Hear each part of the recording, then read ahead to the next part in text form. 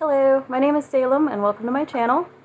Since it's Pride Month, I wanted to take a moment to talk about something that I feel doesn't get discussed much even within queer communities, and that is Autigender or Autisgender.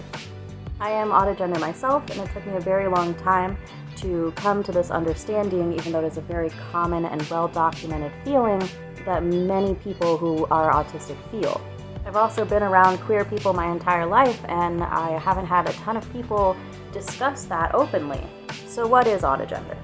Autigender is, first of all, not a gender identity in and of itself, but more of a descriptor of the relationship that many autistic people have with the concept of gender.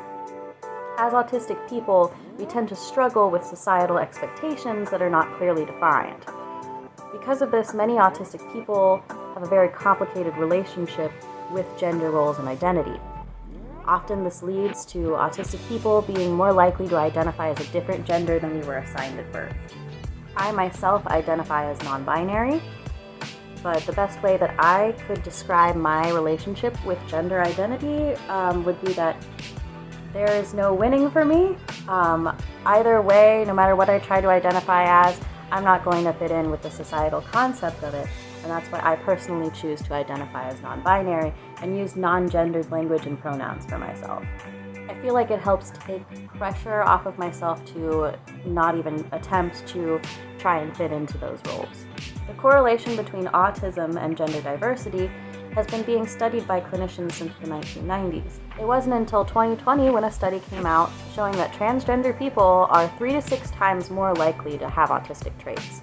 Some willfully misinformed people like to take this to mean something that it doesn't, claiming things like that doctors are exploiting autistic children by trying to influence them to be transgender, which I had pretty much the opposite experience. Or that autistic people are not capable of making that decision of how to identify and present ourselves. Or that autistic people are not capable of making that decision of how to identify and whether to transition on our own. So someone in our life must be pushing it on us. So why does any of this matter? Why does anyone care if you're both autistic and transgender?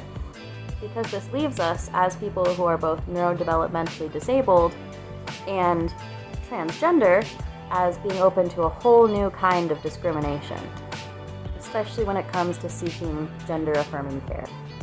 And that's not cool, man. Just let people do what they gotta do to live happy lives.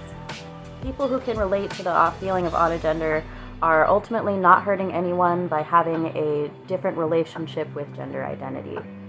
And I feel that our gender identities and expression should be respected just as much as that of neurotypical people.